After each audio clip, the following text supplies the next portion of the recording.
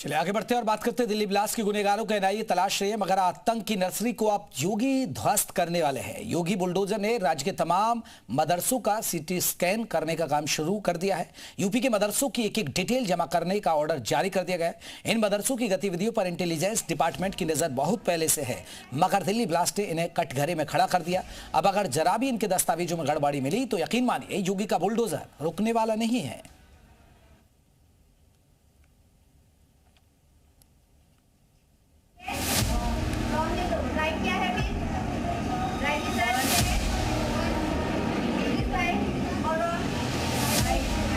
UP में अब एक भी मदरसा नहीं बचेगा।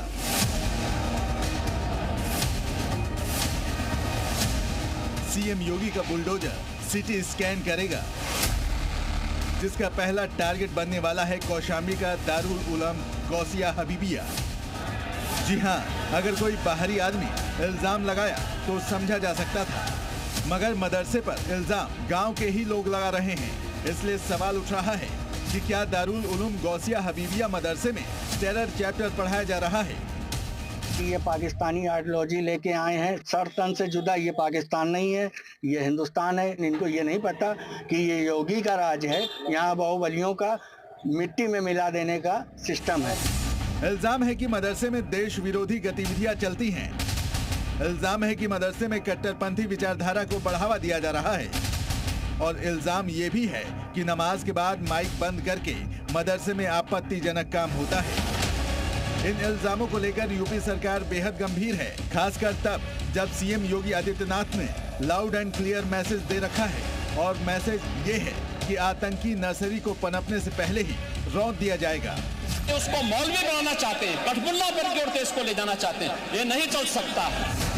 यकीनन देश विरोधी इस मदरसा छाप सोच का इलाज सीएम योगी बहुत अच्छे से करना जानते हैं। अगर सिर्फ 1 साल की बात करें तो यूपी के 370 से ज्यादा अवैध मदरसों का बुलडोजर ने इलाज किया है।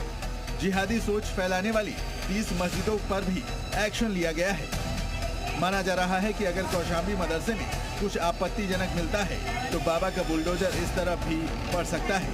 इसके अलावा मामले की गंभीरता को देखते हुए यूपी एटीएस भी फुल ऑफ एक्शन में है। यूपी एटीएस ने राज्य में चलने वाले मदरसों से रिपोर्ट तलब की है।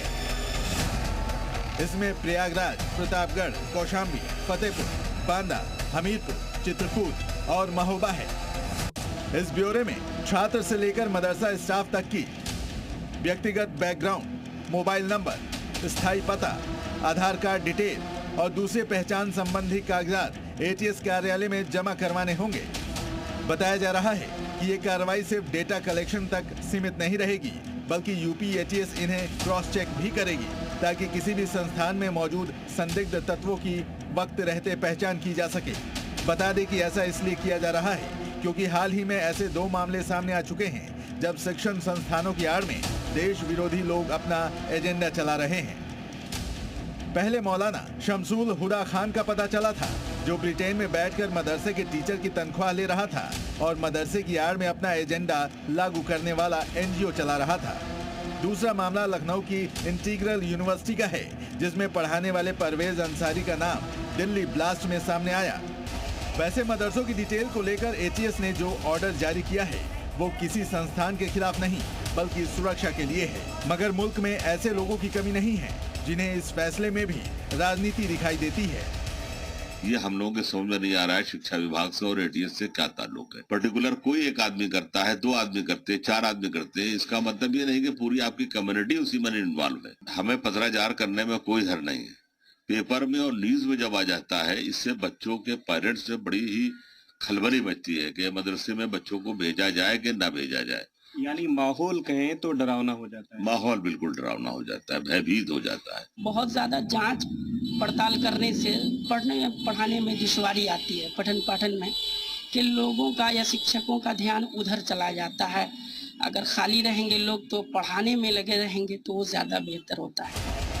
खैर, एक क्या 100 मौलाना मौलवी नाराज हो जाए, मगर यूपी के मदरसों का ऑडिट रुकने वाला नहीं है।